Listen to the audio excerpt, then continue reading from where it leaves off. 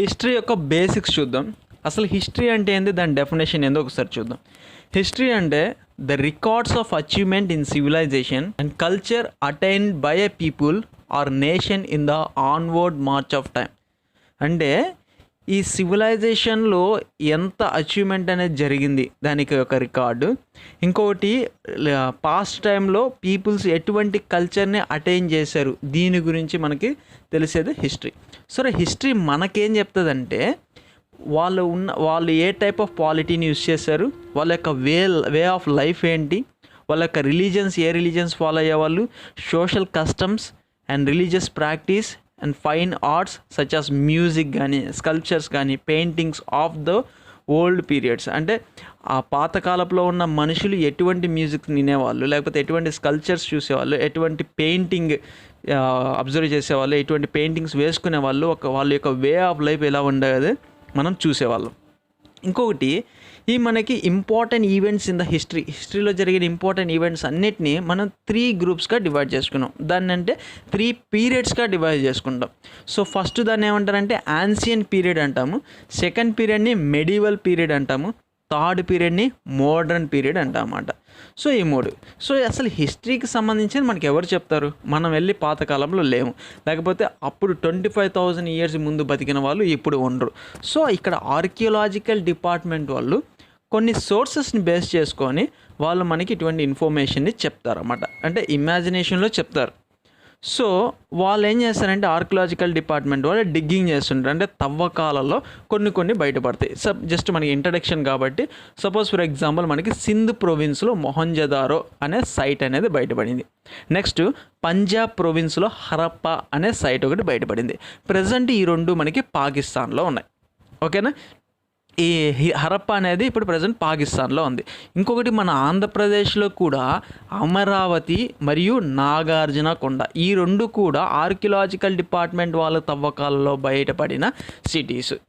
ఇంకొకటి మనకి ఈ కొంతమంది అశోకులు కానీ, కనిష్క కానీ, ఒక శాతకర్ణి కానీ, హర్షవర్ధన్ కానీ, వాళ్ళ యొక్క ఎంపరర్స్లో ఏమేం చేశారు, వాళ్ళ యొక్క గొప్పతనం గురించి కొన్ని బుక్స్ రాసుంటారు, లేకపోతే ఎవరన్నా ఫారిన్ ట్రావెలర్స్ వచ్చి కొన్ని బుక్స్ రాసుంటారు అన్నమాట. సో టోటల్గా చెప్పుకోవాలంటే మన ఆర్కియలాజికల్ డిపార్ట్మెంట్కి సోర్సెస్ అనేది 3 టైప్స్ సోర్సెస్ ఉంటాయి. ఒకటి మెటీరియల్ రిమైన్స్, ఇన్స్క్రిప్షన్స్, కాయిన్స్ అనేది ఉంటాయి అన్నమాట. ఈ 3 కలిసి మనకి ఆర్కియలాజికల్ డిపార్ట్మెంట్కి సోర్స్ అనేది అందిస్తుంది. సెకండ్ సోర్స్ ఏంటయ్యా అంటే లిటరరీ సోర్స్ అన్నమాట. లిటరరీ సోర్స్ ఏంటంటే రికార్డ్ రూపంలో కానీ బుక్స్ రూపంలో ఉన్న ఇన్ఫర్మేషన్ సోర్స్ని ఏమంటారంటే లిటరరీ సోర్సెస్ అంటారు. సపోజ్ ఫర్ ఎగ్జాంపుల్ మనకి వేదాస్ ఉన్నాయి. వేదాస్ అనేది ఏంది, బుక్ రూపంలో ఉన్న సోర్స్. సో ఈ వేదాస్ వల్ల మనకి పాస్ట్ టైంలో వాటి గురించి మనకి ఇన్ఫర్మేషన్ అనేది తెలుస్తుంది, హిస్టరీ గురించి తెలుస్తుంది. ఇంకా రామాయణ, మహాభారత, ఇంకోటి త్రిపీటకాస్ అంటే ఏంటంటే బుద్ధిస్ట్ రిలీజియస్ బుక్ని త్రిపీటకాస్ అంటారన్నమాట. ఇంకొంతమంది మెగస్తనీస్ కానీ, ఫారిన్ ట్రావెలర్స్, పిల్గ్రిమ్స్ వాళ్ళు ఫాహీన్ కానీ, హిన్సాంగ్ కానీ, వీళ్ళు కొన్ని సోర్సెస్ ఇస్తారన్నమాట. అంటే వాళ్ళు మన కంట్రీకి వచ్చి వాళ్ళు అబ్జర్వ్ చేసింది ఏదో ఒక బుక్లో రాసుంటారు, ఆ బుక్లో వచ్చిన ఇన్ఫర్మేషన్ వల్ల కూడా మనకి తెలుస్తుంది.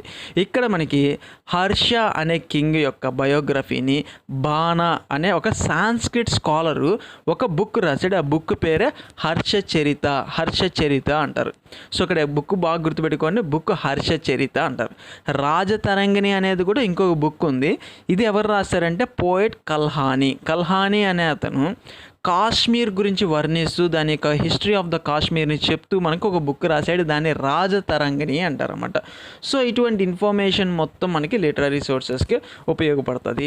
ఆర్కియలాజికల్ సోర్సెస్లో మనకి 3 ఉంటాయి. మెటీరియల్ రిమైన్స్ అంటే ఇప్పుడు మనకి అశోకుడు ఇన్స్క్రిప్షన్స్ రాసేవాడు అన్నమాట. ఒక స్టోన్ మీద ఫస్ట్ ఇన్స్క్రిప్షన్ మనకి అశోక పీరియడ్ నుంచి స్టార్ట్ అయింది. అట్లా ఇంకోటి వాళ్ళ యొక్క బిల్డింగ్స్, వాళ్ళ యొక్క మోన్యుమెంట్స్, వాటి యొక్క ఏదైనా బొమ్మలు, ఇవి అన్నీ మనకి మెటీరియల్ రిమైన్స్గా ఉంటుంది. ఇన్స్క్రిప్షన్స్ ఏంటంటే ఒక స్టోన్ మీద రాసిన ఇన్ఫర్మేషన్ని ఇన్స్క్రిప్షన్ అంటారు. ఇంకొకటి వాళ్ళు కొన్ని కాయిన్స్ ఇష్యూ చేసేవాళ్ళు అన్నమాట. వాళ్ళ యొక్క రాజు ముద్రతో కానీ, లేకపోతే వాళ్ళు ఏదైనా ఒక ఇన్ఫర్మేషన్ రాసేసి కొన్ని కాయిన్స్ ఇష్యూ చేశారు. మనకి different types of coins Mauryan period నుంచి స్టార్ట్ అయినాయి. ఇందులో మనకి కుషన్స్ అనే రూలర్స్ సిల్వర్ కాయిన్స్ ఇష్యూ చేశారు వాళ్ళ పీరియడ్లో. గుప్తా అనే రూలర్స్ గోల్డ్ కాయిన్స్ ఇష్యూ చేశారు వాళ్ళ పీరియడ్లో. కాయిన్స్, ఇన్స్క్రిప్షన్స్, మెటీరియల్ రిమైన్స్ వల్ల మనకి హిస్టరీకి సంబంధించిన ఆర్కియలాజికల్ డిపార్ట్మెంట్ వాళ్ళకి సోర్స్ ఉంటుంది. లిటరరీ సోర్సెస్ అంటే రామాయణ, మహాభారత, త్రిపీటకాస్, హర్షచరిత, రాజతరంగిణి, వేరే బుక్స్కి సంబంధించిన ఇవన్నీ వేదాస్, ఇవన్నీ వాటికి సంబంధించిన ఇన్ఫర్మేషన్ అదే దొరుకుతుంది. వీటిని లిటరరీ సోర్సెస్ అంటారు. ఇంకొకటి ప్రీ హిస్టారిక్ ఏజ్ అంటారు. స్టోన్ ఏజ్, మెటల్ ఏజ్ అని అంటారు అన్నమాట. సో అంటే ఏంటి అసలు ప్రీ హిస్టారిక్ ఏజ్ అంటే ఏంటంటే మనుషులు చదవటం రాయటం తెలియక ముందున్న పీరియడ్ని ప్రీ హిస్టారిక్ ఏజ్ అంటారు అన్నమాట. సో అంటే వాళ్ళు బార్బేరియన్ అన్సివిలైజ్డ్ లైఫ్ని చూసేవాళ్ళు అక్కడ. సో ఈ ఏజ్లో వీళ్ళు యూజ్ చేసిన ఇంప్లిమెంట్స్ ఏంటంటే స్టోన్ని ఎక్కువగా వాడేవాళ్ళు, అందుకే స్టోన్ ఏజ్ అని కూడా అంటారు అన్నమాట. ఎందువల్ల దీనికి స్టోన్ ఏజ్ అని వచ్చిందంటే వాళ్ళు యూజ్ చేసే ఇంప్లిమెంట్స్ మొత్తము, టూల్స్ మొత్తము స్టోన్స్తోనే మేడప్ అయి ఉంటుంది కాబట్టి. ఈ స్టోన్ ఏజ్ని కూడా మనం 2 టైప్స్గా డివైడ్ చేస్తాం, 2 టైప్స్గా డివైడ్ చేస్తాం. ఓల్డ్ స్టోన్ ఏజ్ అంటాం మనం, న్యూ స్టోన్ ఏజ్ అంటామన్నమాట.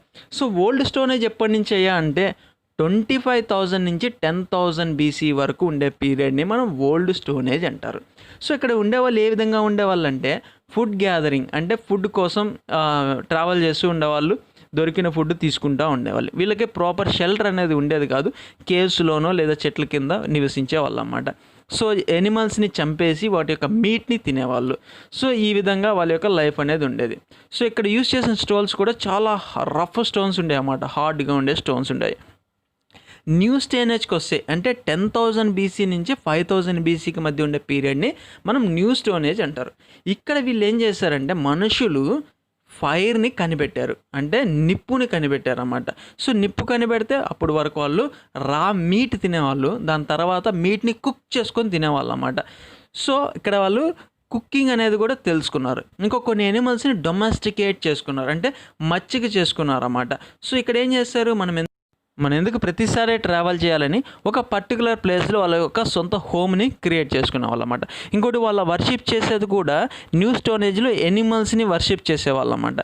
సో అప్పుడే పోటరీ, దాని మీద ఒక ఫిగర్స్తో పెయింటింగ్ వేసుకోవటము, ఇవన్నీ స్టార్ట్ చేశారు. ఇంకొకటి వాళ్ళు యూజ్ చేసే స్టోన్స్ కూడా షార్ప్ స్టోన్స్ యూజ్ చేయడం స్టార్ట్ చేశారు.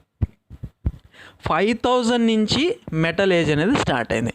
ఈ మెటల్ ఏజ్లో మనుషులు కాపర్ని, బ్రాంజ్ ఈ 2 మెటల్స్ని యూజ్ చేయటం స్టార్ట్ చేశారు. సో ఇక్కడ మనకి ఈ ఏజ్నే ద్రవిడియన్స్ని బిగించేశారు, ఈ మెటల్ ఏజ్నే ద్రవిడియన్స్ బిగించేశారు అని కూడా అంటారు. సో ఇక్కడ ఏం చేశారంటే మనుషులు బో అండ్ యారో, స్వాడ్, ల్యాన్సెస్ ఇవన్నీ యూజ్ చేయటం తెలుసుకున్నారు అన్నమాట. ఇంకొకటి మెటల్ ఏజ్లోనే వాళ్ళు అగ్రికల్చర్ తెలుసుకున్నారు. ఇంకొకటి కొత్త క్రాప్స్ని కల్టివేట్ చేసి రైస్ చేయటం తెలుసుకున్నారు. వీళ్ళు మెటల్ ఏజ్లో ఒక ప్లేస్ నుంచి ఇంకో కంట్రీకి ట్రావెల్ చేసేవాళ్ళు త్రూ వాటర్ మీద ఒక చిన్న బోట్ వేసుకొని బాబిలోనియా, ఈజిప్టు, గ్రీసు వీటికి వెళ్ళేసి ఈ పెప్పర్స్, స్పైట్స్ బిజినెస్ అనేది చేసేవాళ్ళు అన్నమాట. సో ఇక్కడ యూజ్ చేసే మెటల్ ఏజ్లో యూజ్ చేసే పీపుల్స్ యొక్క లాంగ్వేజెస్ ఏంటంటే ద్రవిడియన్ లాంగ్వేజ్ అంటారు. ఎందుకంటే ఇక్కడ ఉండేవాళ్ళు ద్రవిడియన్స్. సింపుల్గా చెప్పాలంటే మన సౌత్ ఇండియా అన్నమాట. తమిళ్, కన్నడ, తెలుగు, మలయాళం ఇవన్నీ ద్రవిడియన్ లాంగ్వేజెస్ అన్నమాట. మన ఇండియాలో ఫస్ట్ సివిలైజేషన్, మెటల్ ఏజ్కి చెందిన సివిలైజేషన్ ఏంటి అంటే ఇందస్ వ్యాలీ సివిలైజేషన్. సో కొంతమంది హిస్టారియన్స్ ఏం చెప్తారంటే దీని యొక్క ఫౌండర్స్ కూడా ద్రవిడియన్సే అని చెప్తారు. సరే ఇప్పుడు మనకి ఎగ్జామ్లో ఎటువంటి బిట్స్ అడుగుతారంటే man discovered fire in the dash age అంటారు. మ్యాన్ ఏ ఏజ్లో ఫైర్ని డిస్కవర్ చేసుకున్నారు అంటే new stone age, that is 10,000 to 5,000 BC. The founder of metal age in India ఎవరు మెటల్ ఏజ్ యొక్క ఫౌండర్స్? ద్రవిడియన్స్. తెలుగు అనే language is originated from dash language. ఏ లాంగ్వేజ్ నుంచి ఒరిజినేట్ అయింది? ద్రవిడియన్ లాంగ్వేజ్ నుంచి ఒరిజినేట్ అయింది. Earlier civilisation in India which belong to the metal age or earlier civilisation, metal ఏజ్కి చెందిన ఎర్లీ సివిలైజేషన్ ఏంటి అంటే ఇందస్ valley civilisation. Amaravati is in the state of Andhra Pradesh. Earliest stone inscription belongs to ఎవరు? అశోకుడు first stone inscription start చేశాడు. The rulers who issued gold coins, Gupta rulers మనకి gold coins issue చేస్తారు. Sources in the form of return record or బుక్స్లో ఉండే సోర్సెస్ని ఏమంటారంటే literary sources అని అంటారు అన్నమాట. మనకి క్వశ్చన్స్ ఈ విధంగా అడుగుతారు.